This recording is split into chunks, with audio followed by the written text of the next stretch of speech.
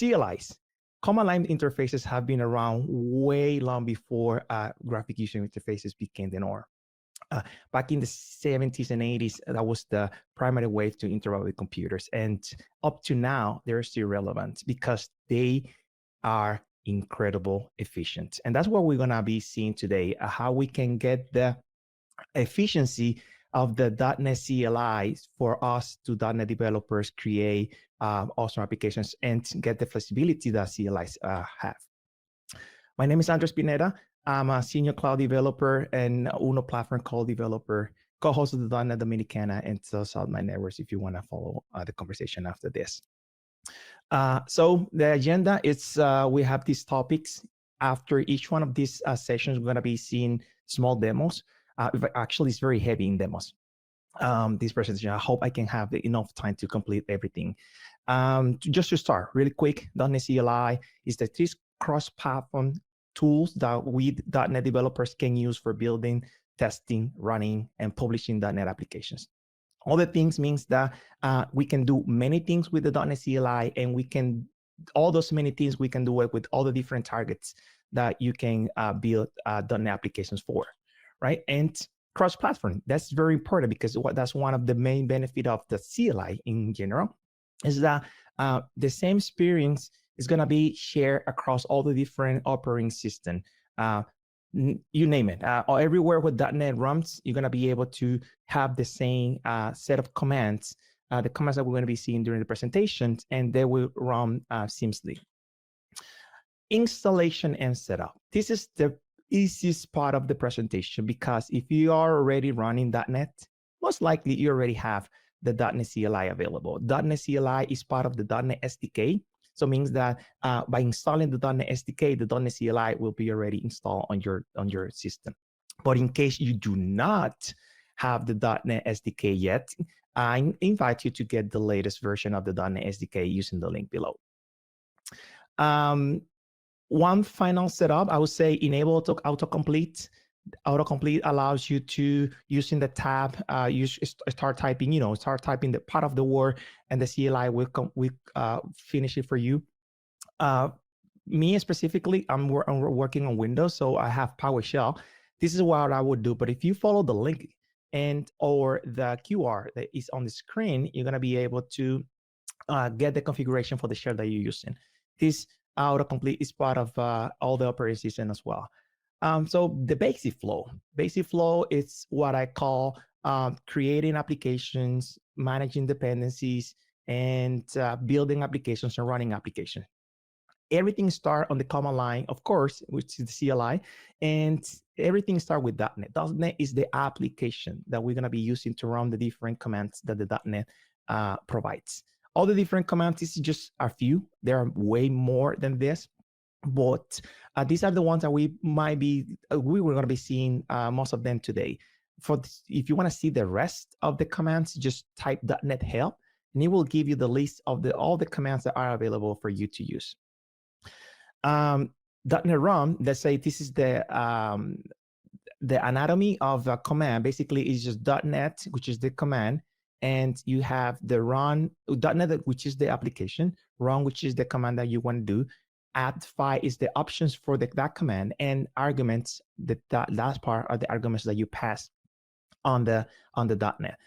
This is basically how we're going to be seeing how are we going to be running comments. Most of the comments look similar, and that's again one of the main benefit of the CLI. We're going to jump into a command line because we want to start immediately to see the benefits. For starter. If you want to see the version of the CLI that you're running, you just type the version. And another very useful comment, it's the list SDKs. List SDKs lets you see all the different SDKs that you have available for you to use. Something very important to mention is that regardless of the version of .NET that you're using, you can have the latest SDK, and with that, the latest .NET CLI.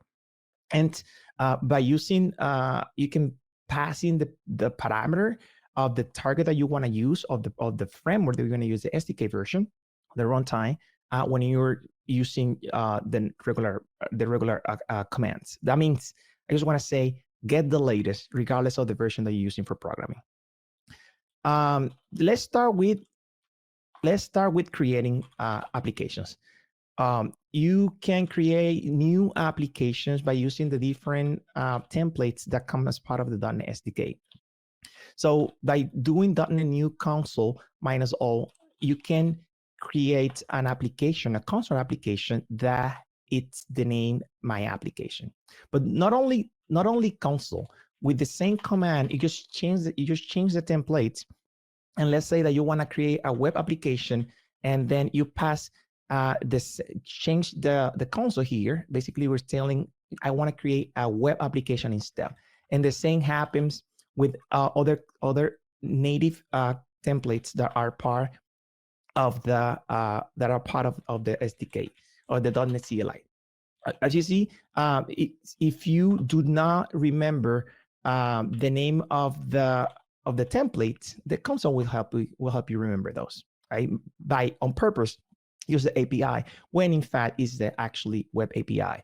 So now we have 3 applications that are part of our solution. But if you see, there's not solution file.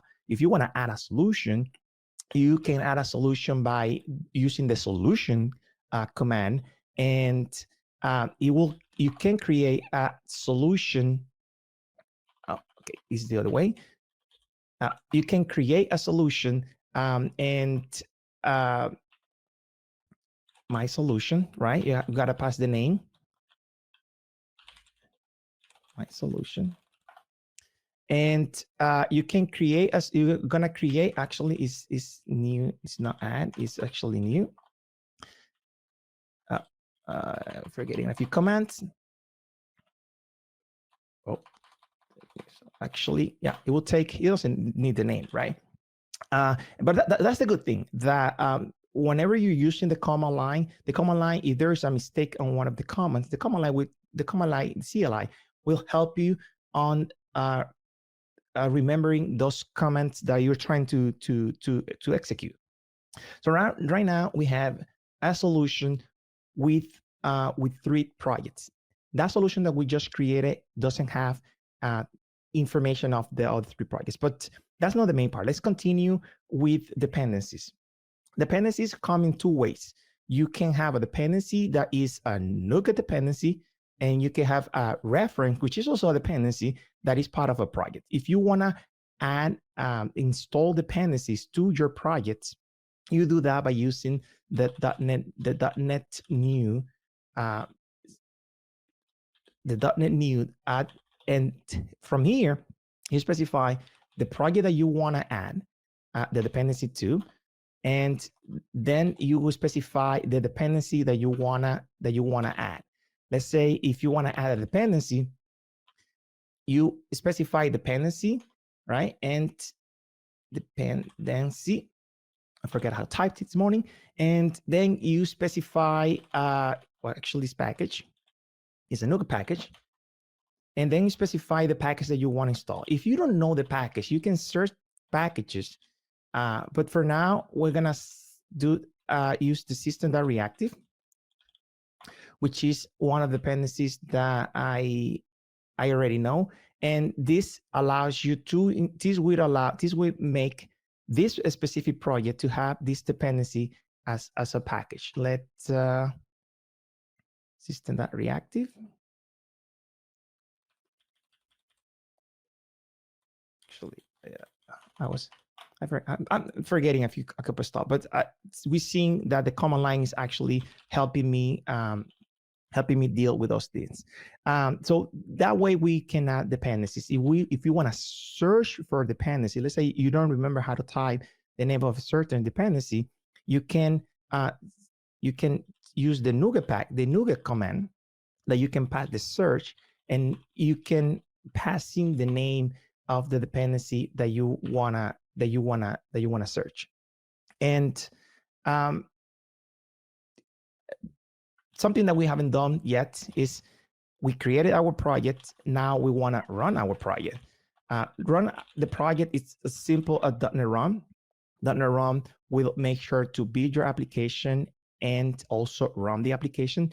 Very important that you don't need to do .NET Restore which is part of the commands that you have available. This will restore all your dependencies or your packages. And the run already has implicit restore. So you don't need to do that by hand. You can also do the build by hand if you want, but you don't need to, since if you just want to run the application. The same command .NET Run will work for your console application, for your web applications, and for your web API applications. Let's continue so we can have time to see the rest of the presentation. Okay, so we saw how we can create projects using the built-in templates, but what about templates that are not available on the .NET SDK, but they are available on Nuggets? So you can work with custom templates by using the .NET New command. .NET New has different options. Between those options you have the create templates if you want to create. Install and list and uninstall are the ones that we're going to be using now. They install, list, uninstall, and search custom templates. But how does that look? Let's say that we want to install and we want to list all the templates that we have that support Vue 3, for example. We have one, and we could use that one and install. In case we didn't have anything installed, let's say Auth0, let's search for Auth0. We don't have Auth0. Auth0 is this technology, this library that allows you to secure all your applications. And if we want to search for templates for Auth0, we do .NET New search, this case, and we pass in the name that we want. Actually, it's Auth0. And it will search all the different templates that supports Auth0. You can also search by using the author of the template, and basically it's returning something similar. You see that it didn't return this one because it's actually filtering by the creator of the library. If we want to install this library, all we have to do is copy the template name and install. This will make available the Auth0 template, so we can create Auth0 the Auth0 based applications. If you know the name of the template, let's say you don't need to search. I'm gonna install, for example, Uno templates, which is a template that I use, part of the team behind Uno. And basically, I already had installed. And if you run the same program, where basically the same command for a template that you already have, all you're gonna do is update to the latest version. Whenever you're ready, whenever you're done with the template, if you wanna clean up some templates that you're not using, you can just call the uninstall on the template name, and we will remove it from your device. Right? This is how we manage custom templates. But what about extending the CLI? Extending the CLI means bringing a functionality to the CLI in a way that you can do more stuff directly from the CLI. This is possible by using tools. .NETTools is a special NuGet package that contains a console application that you can use to run as part of your system. You can install this custom application by making it available in a specific place, or by making it available on the global system. NetTools have a series of options. Let's jump directly into the demo so we can see how we can manage the different tools. So we start with NetTools. And remember that you can use the help anytime to see the list of commands that you have available. So we have list, and as you might expect, this command would allow us to see all the different tools that we have installed. If we use the -G, it will give us all the different tools that we have installed in the global. As you can see, we have a couple of already installed. And when you have a tool installed, all you have to do is call it as a .NET as a executable. It's going to be available in the path, so you can run it everywhere or from anywhere. Tools can be something as simple as the script that we just run, or can be something more sophisticated. Like, for example, the Uno check is a tool that I use for my environment because it will check all the different dependencies that you need in order to build applications with Uno. The same with Maui check. Those are all two of my favorites. But what about searching tools? If you want to search for a tool, let's say that you just use the .NET tool and you pass an option of searching. Let's search something for Lauren. And we found this tool, and to install it, you might guess .NET tool install, and we pass in the name or the ID. Basically, we want to specify that we want to use it globally for this time.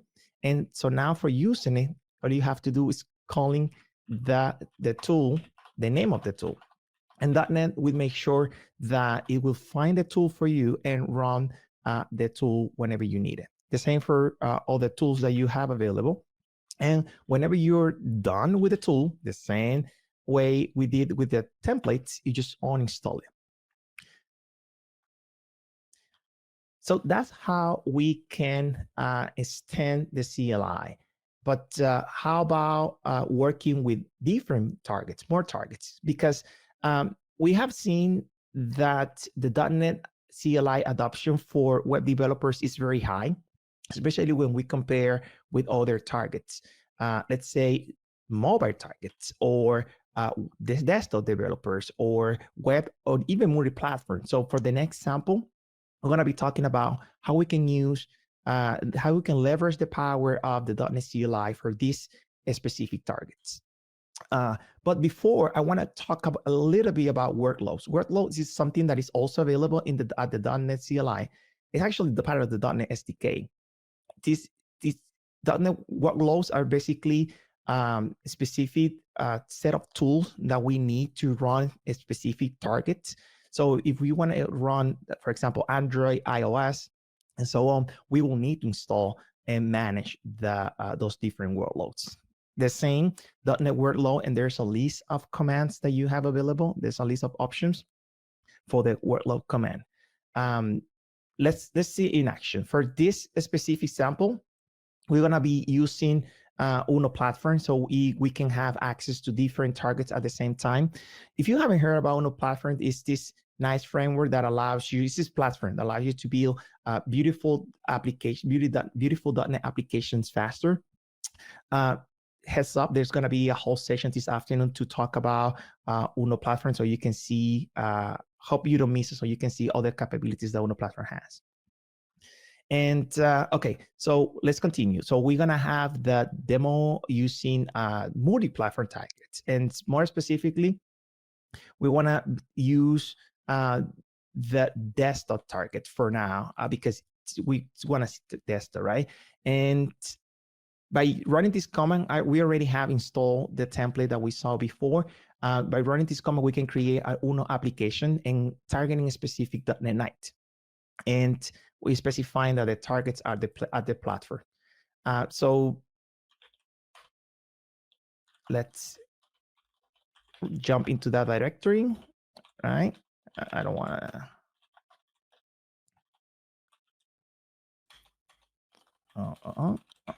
Okay. So we're here. So from here, we can the same .NET run, and it's gonna run our application. Since this is a multi-target project, we need to specify the target that we wanna run. For this specific sample, we wanna run the .NET 9.0, but specifically the desktop. This is gonna compile again, get the dependencies, restore, compile, and run that specific target.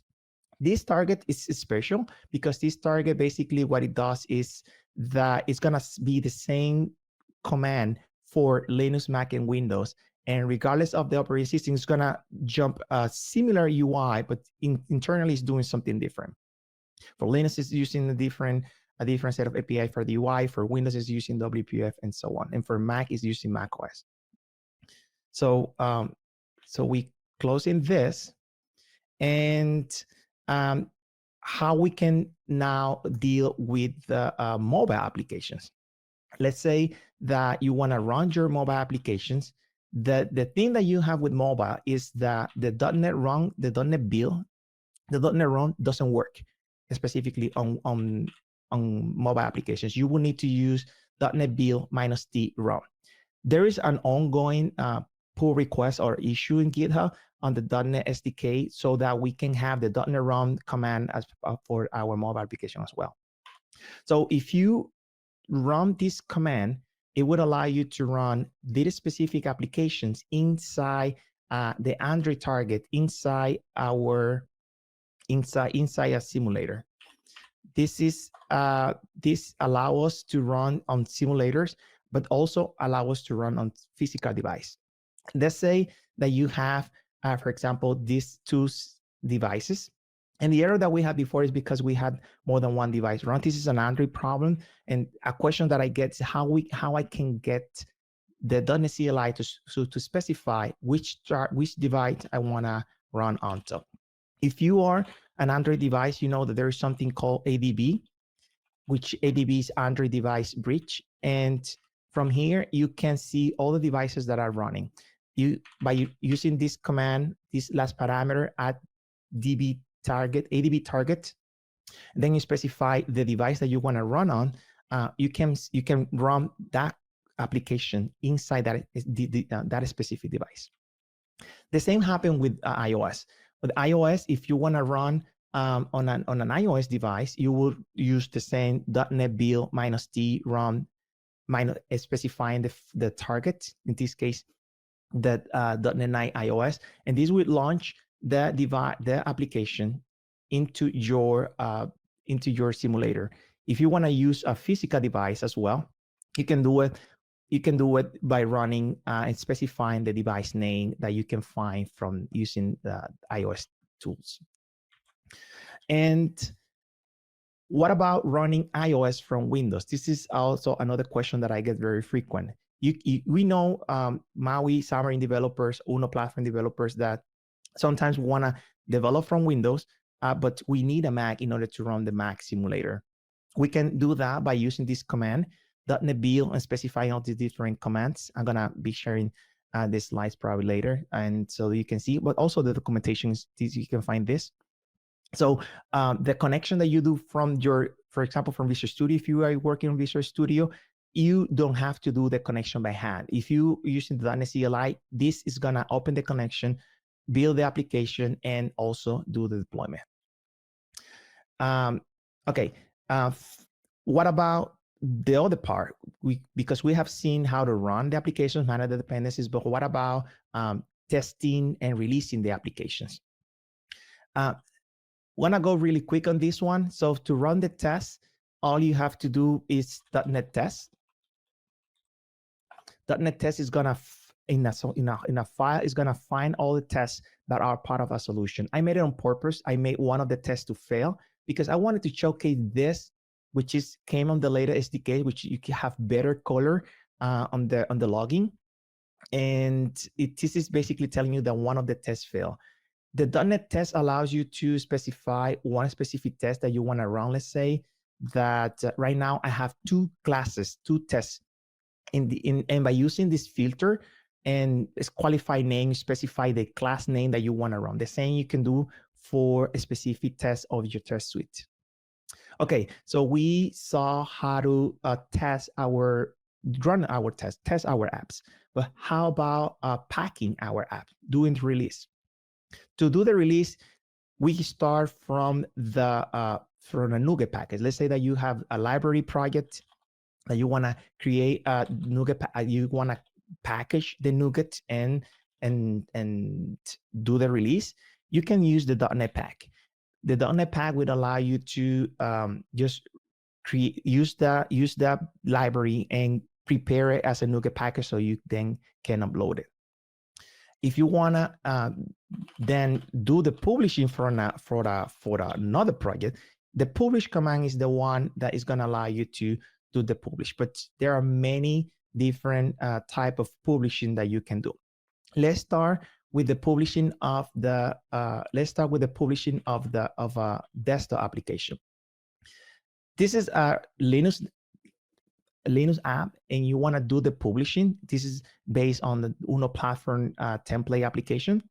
By using this command, .NET publish -f is specifying the desktop, specifying that it's self-contained, and specifying the package format. We're going to be able to take the desktop application that we saw running before and package it in a way that we can then make it available on the Ubuntu store. For iOS, if we want to sign an application, something that is part of also of our mobile developers, we need to sign the application and distribute it on the store. By using this command, .NET publish, release, and passing all these different parameters, we're going to be able to sign the application and create the final final application that is going to be uploaded to Apple. And the same can be done with Android.